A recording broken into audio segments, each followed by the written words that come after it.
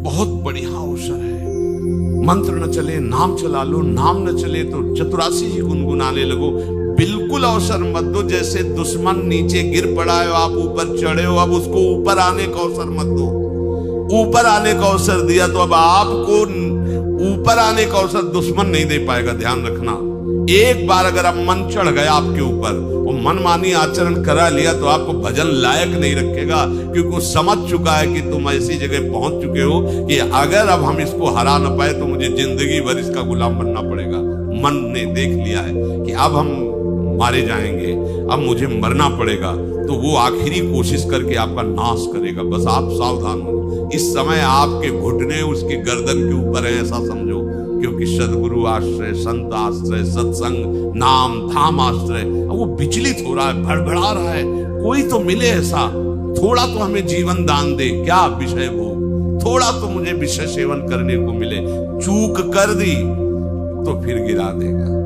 परमहंस श्री ओंकारानंद सरस्वती जी ने जब बिल्कुल नई अवस्था में सामने उनका अच्छा बच्चा, बड़े भाग्यशाली हो, वैराग्य मार्ग में आए हो, पर ध्यान रखना, एक सांप को जब बंदर पकड़ता है तो बोले ऐसे ऐसे जड़ में रगड़ता, फिर देखता, सू तो नहीं बोला, फिर रगड़ता है, और वो मरने पर भी रगड़ता ही रहता है कि कहीं इसमें जान न।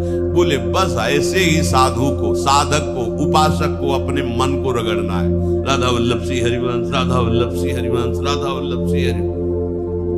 अगर सू बोलने का मतलब अगर थोड़ा भी विषय स्फुरण रह गया तो अभी रगड़ते रहो, राधा वल्लभ श्री हरिवंश। फिर सच्ची कहते भजन करना नहीं पड़ता। जैसे भजन थोड़ी करना पड़ता है ही नहीं भजन, किसी और कुछ क्या करे, कुछ है ही नहीं यंत्रों में, वो स्फूर्त है केवल वही। अब उसको भजन थोड़ी करना है, रह ही नहीं गया, कुछ करना ही नहीं रह गया है। हंस रहे, खेल रहे, बात कर रहे, खा रहे, पी रहे, चल रहे, ठाड़े बैठे परे उताना, कबीर गाए हम राय ठिकाना, हर्ष में। पर वो स्थिति प्राप्त करने के लिए निरंतर अभ्यास की आवश्यकता है। श्री भगवान कह रहे हैं कि परमम पुरुषम दिव्यम याति पार्थानुचिंतयेत, जो मेरा सदैव चिंतन करता रहता है, दिव्य परम पुरुष का साक्षात्कार उसको अपने चित्त में ही हो जाता है। चित्त स्थान भगवान वासुदेव का है। शरीर छोड़ने के बाद नहीं, शरीर रहते ऐसी आनंद की वृत्ति उदय होती है। अब उनके लिए शब्द ही नहीं तो क्या वर्णन करें।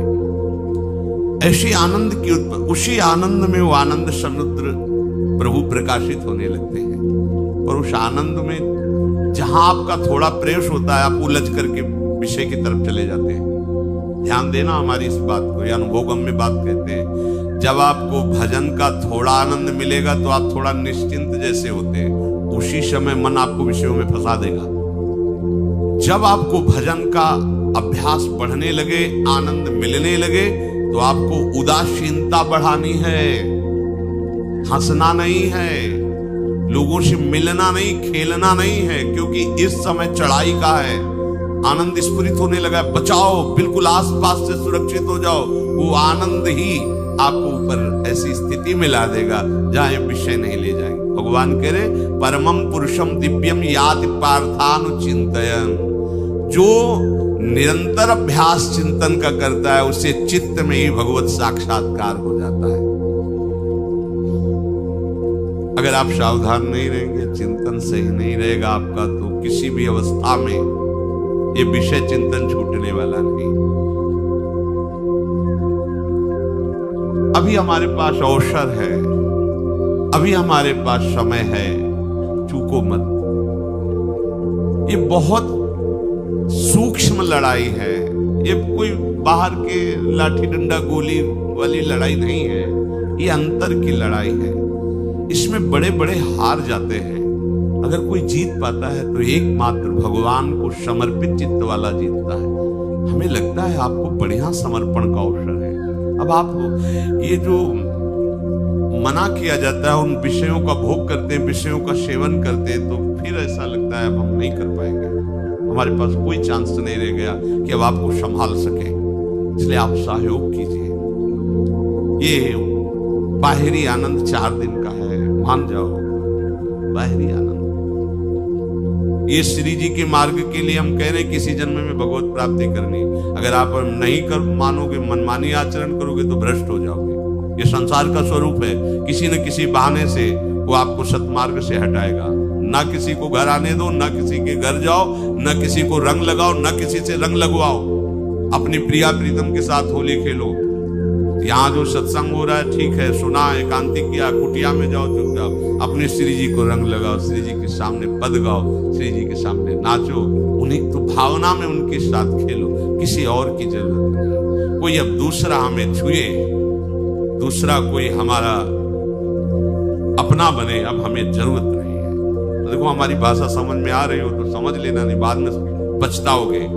किसी को भी अपने साधन कक्ष में प्रवेश मत दो, किसी को अपनी कुटिया में मत आने। अब आप यहाँ गृहस्थ नहीं हो, यहाँ भी रह रहे हो, भले गृहस्थ वेश में रह रहे हो, आप वनवासी हो, आप श्री जी के उपासी हो, कोई व्यवहार की जरूरत नहीं। जब ऐसे रहोगे तो श्री जी आएंगे आपसे खेलने। निष्ठा, हृदय में निष्ठा। अब व्यवहार की गुंजाइश नहीं रह गई, हमारे पास समय नहीं व्यवहार का। हमारी बातें मान लो पर आप लोग मानते नहीं हो, इसलिए रंग नहीं चढ़ पा रहा। अरे वो बेचैन है आपके साथ खेलने के लिए, उनकी तरफ जब देखो ना तो बेचैन है, पर उनकी तरफ कोई देखना ही नहीं चाहता। वो तो यही से फुर्सत नहीं मिलती भोगों से खेलने के लिए, संसार के राग में खेलने के लिए। अरे वो तो लालायित है, वो तो खुशी हो रहे हैं कि ये हमारा शरणागत हो गया, अभी हमारी सहचरी बनेगा, हमारी सेवा में आएगा। शरणागत होकर के पीठ कर लिया श्री जी की तरफ, मुख कर लिया संसार की तरफ, तो दोनों लाड़िले उदास बैठ जाते हैं। अब क्या करें, ये तो उधर मुख करके जा रहा है, चलो फिर कभी लौटेगा, वो फिर इंतजार कर रहे हैं। विमुख भये निमिषो ना अकृपा जब चित्ते।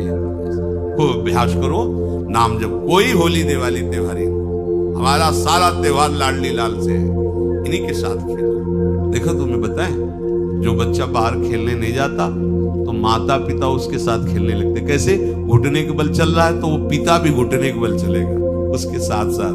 वो तोतली बोलेगा तो वो भी तोतली बोलेगा। देखा है कभी ऐसा? ऐसा कर। तो ये हमारे स्वामी भी जब देखेंगे कि अरे ये तो किसी से राजी नहीं है, केवल हमसे खेलना चाहता है, इनके लाने का एक ही उपाय है, ध्यान रखना, अनन्य व्रत नहीं चाहिए हमें। और जैसे कल आप सुन रहे थे, पपीहा बन के रहू रे, बस यही चातक व्रत नहीं, हमें नहीं चाहिए। अगर हमारे रंग पड़ेगा तो लाडली लाल का पड़ेगा, हम खेलेंगे तो लाडली लाल के साथ खेलेंगे, नहीं तो अब आजीवन नहीं खेलेंगे, आजीवन नहीं खेलेंगे। अगर हम पाएंगे तो इनकी जूठन पाएंगे, नहीं तो प्राण त्याग देंगे। जिएंगे तो वृंदावन में जिएंगे, नहीं जीवन। ये व्रत चाहिए। काहे को व्यर्थ समय नष्ट कर, धारण करो अनन्य निष्ठा का व्रत। इनको अपनी तरफ आकर्षित करने के लिए अनन्यता ही व्रत है।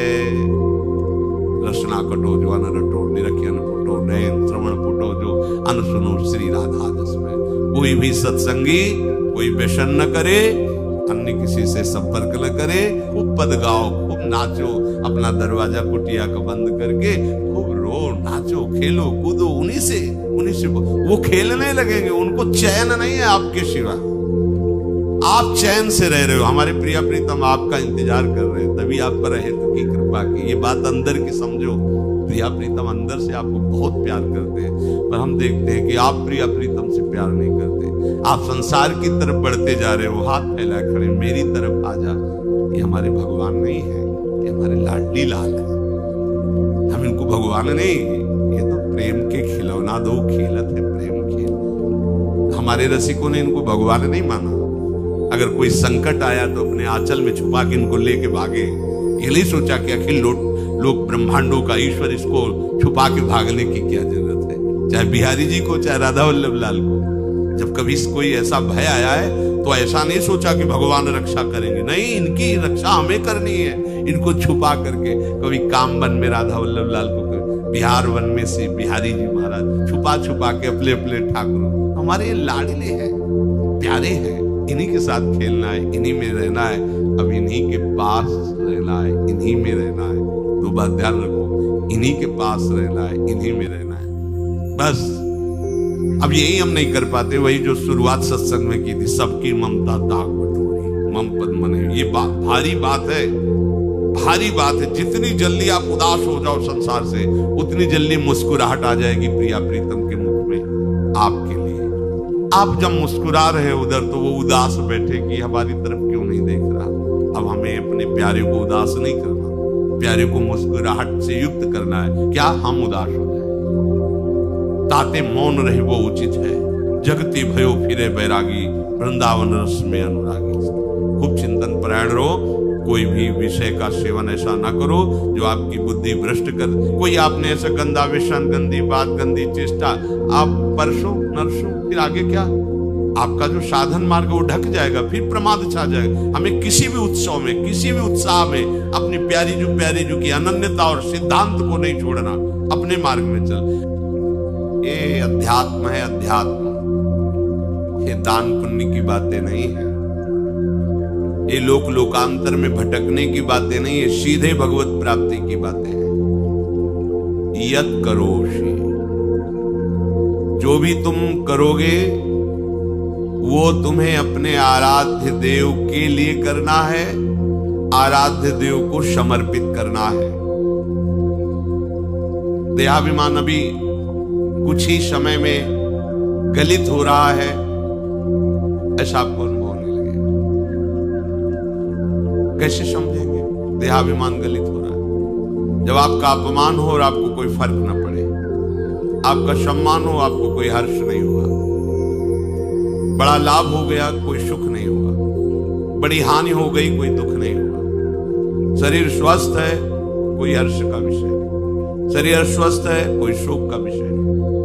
यह है देहाभिमान गलित होने का स्वरूप। यत करोषि, तो जो भी हम करें, पापाचरण भी करें तो श्री भगवान को अर्पित कर दे। बोले नहीं, तस्मात् शास्त्रम प्रमाणम ते कार्याकार्यो व्यवस्थितो। जो तुम्हें करना है उसमें प्रमाणित कार्य करने हैं, शास्त्र के अनुसार। यत करोषि, अब जो भी करोगे शास्त्र सम्मत करोगे और प्रभु को समर्पित करोगे। देहाभिमान बहुत जल्दी गलित हो जाएगा। यदश्नाशि, अशन भोजन, जो भी पाओगे पहले प्रभु को भोग लगाओगे, देहाभिमान गलित हो जाए। मान लो मेरी बात, ये सब 4 दिन के उत्सव, 4 दिन की चांदनी है। शोक समाज पूरा तैयार हो रहा है हमारे ऊपर आक्रमण करने के लिए। तुम्हें क्या पता? शोक का अंधेरा छाने के पहले ही व्यवस्थित जहां पहुंचना है वहां पहुंच जाओ, फिर अंधेरा छा जाएगा, कोई फर्क नहीं पड़ेगा। अभी आप यात्रा ही नहीं प्रारंभ किए हैं और अंधेरा आ गया तो मार्ग ढक जाएगा और जीवन व्यर्थ चला जाएगा। कुछ भी मत खाओ। कैसी धूर्तता हमारी बुद्धि में बैठी है। रसेंद्री की तृप्ति के लिए हम गुरुजनों की आज्ञा को रौंद करके चंद विषयों का सेवन करते हैं। धिक्कार है जीवन को। यदि आज्ञा उल्लंघन करके अमृत भी पीने को मिले तो विष हो जाएगा, ध्यान रखना। इंद्रियों की चाटुकारिता करते हद हो गई। अरे संसारी पुरुष में ऐसा देखे तो चलो, लेकिन जो भगवत मार्ग के पथिक, धिक्कार तुम्हारे जीवन को। प्रियाजू को बिना भोग लगाए अर्पित किए तुम पाने के लिए उत्साहित कैसे हो रहे हो? जिन वस्तुओं को निषेध किया गया है उनकी तरफ स्वप्न में भी अगर गति हो तो जलन होनी चाहिए कि स्वप्न में भी हमने कैसे स्वीकार कर लिया। कभी कभी ऐसा लगता है कि भगवत प्राप्ति बहुत कठिन है, ये समझने वाले नहीं। मेढक को तौलने का अगर हमें आदेश मिले तो तौलना बहुत कठिन है। 5 रखो, 2 उधर छिटक के चले गए, उनको घसीटो, 3 पहले वाले फिर उधर के चले। ऐसे है, सावधान हो जाओ। ये आज्ञा का उल्लंघन तुम्हारे लिए नारकी गति का काम करेगा। अगर आज्ञा है कि अमृत नहीं पीना तो मत पीना, नहीं वो विष हो जाएगा।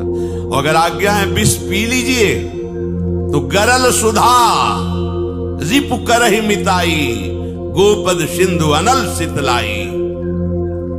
वो विष अमृत हो जाएगा, तुम्हारा शत्रु तुम्हारा मित्र हो जाएगा। ये भव समुद्र गाय के खुर के गड्ढे के समान हो जाएगा। आज्ञा पालन बहुत बड़ी सिद्धि है। ये मूढ़ता का त्याग कीजिए। आप जानते हो, जानते नहीं है।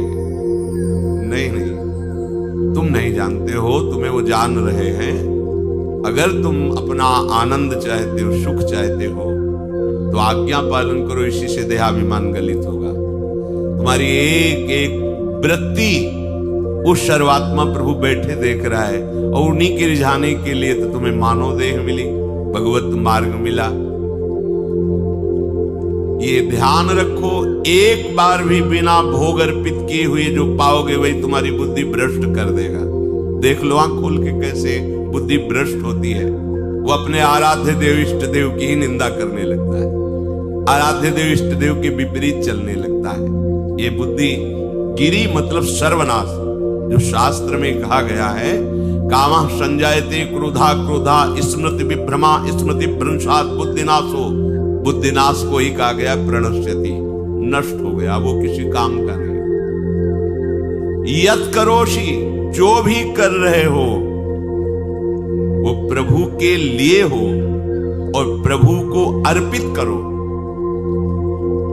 यदश्नाश, जो भी असन भोजन करते हो, जो भी तुम्हारी जिह्वा में जाए, अगर तुम इसी जन्म में भगवत प्राप्ति करना चाहते हो तो बिना भोग लगाए मत पाना, मान लीजिए। फिर कह रहे यज्जुहोषि, जो भी तुम हवन का तात्पर्य होता है भागवतिक कार्य करते हो, वो प्रभु को अर्पित कर दो, बड़ा सुख मिलेगा। जो तुम ददाशी, किसी को भी कुछ भी देते हो, प्रभु को दे दीजिए। देने के पहले उसमें भाव कीजिए, राधा वल्लभ लाल इसके हृदय मंदिर में बैठे। अब भोजन जल वस्त्र जो भी आपको उसको दिया तो उस व्यक्ति को नहीं दिया, सीधे ठाकुर जी को दिया, राधा वल्लभ लाल को दिया। यत तपस्यासी, जो भी तुम तपस्या कर रहे हो, काम वेग को सह रहे हो, क्रोध को सह रहे हो, गर्मी सर्दी सह रहे हो, अनुकूलता प्रतिकूलता सह रहे हो, ये भी प्रभु को अर्पित कर दो। भगवान आदेश कह रहे हैं तत्कुरुषु मदर्पणम। ये सब मेरे को अर्पित करने का मतलब मेरी पूर्ति नहीं हो जाएगी, तेरी पूर्ति हो जाएगी। भला ये सब नदियां समुद्र में गिरना बंद कर दे तो समुद्र घट जाएगा क्या? यद्यप समुद्र प्राकृतिक है, चिदानंद नहीं, भगवान तो चिदानंद समुद्र है।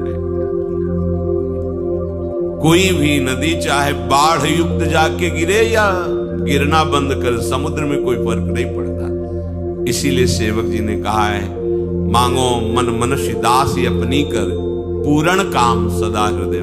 हे पूर्ण काम प्रभु, यद्यपि आपको मेरी जरूरत नहीं है, पर मैं अपने लिए मांग रहा हूं कि अपनी दासी बना लीजिए।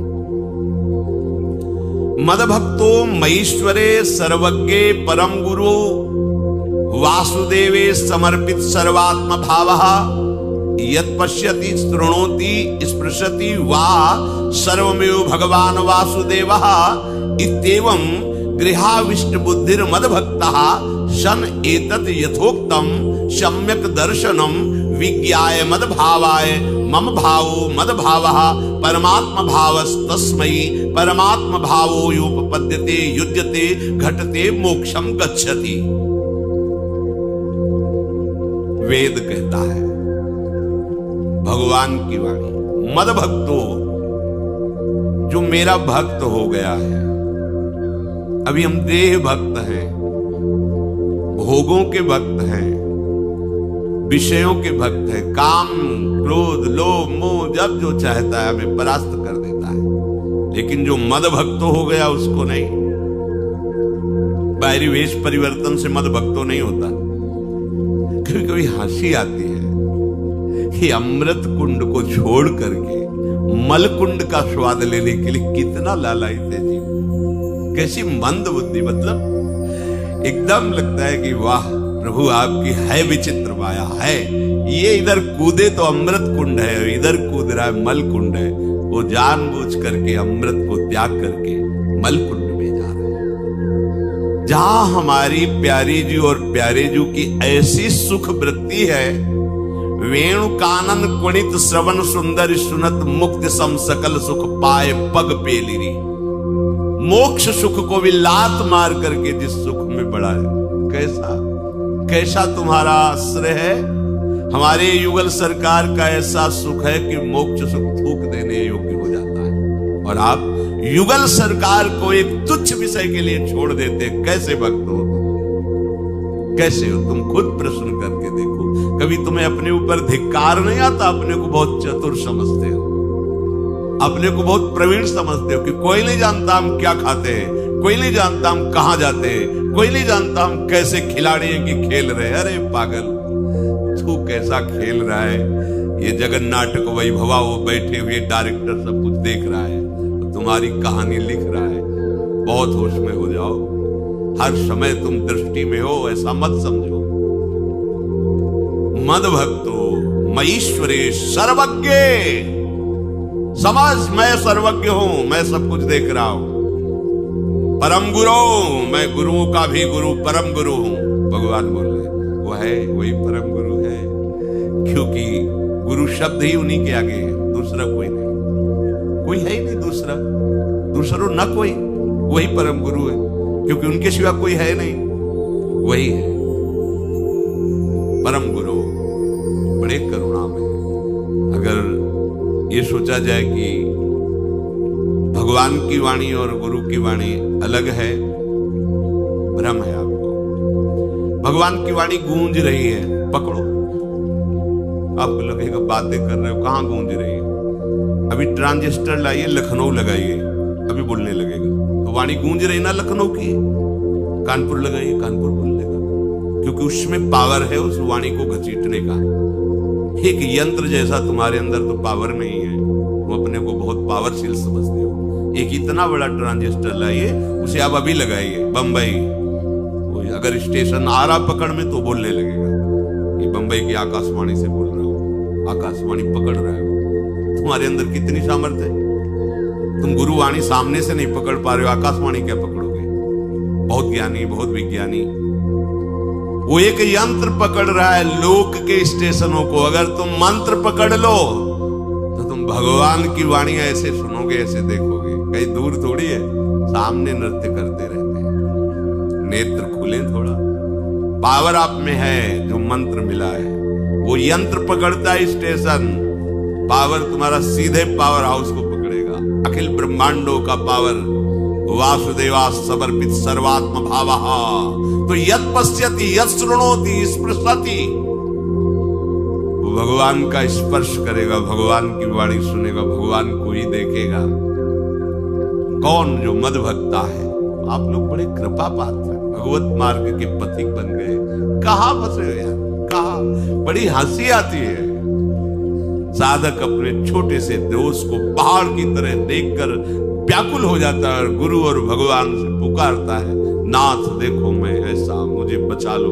प्रभु अभी तक समर्पण नहीं हो पाया, उसे अपने में फुर्सत नहीं। जो मेरा हो जाता है वो निरंतर मेरा चिंतन करता है, इसलिए मैं उसको सुनाई देता हूं। तुम किसका चिंतन कर रहे हो? संसार का। तो क्या सुनाई दे रहा है? संसार। तुम किसको देखना चाहते हो? संसार को। तो क्या दिखाई दे रहा है? स्त्री पुरुष दोष गुण। भगवान कह रहे मद भक्तो, जो मेरा भक्त है वो यत् पश्यति शृणोति स्पृशति। प्रभु स्पर्श में आते, केवल देखने में नहीं आते। क्या भगवान को ध्यान में देख लिया? जैसे आप गले लगते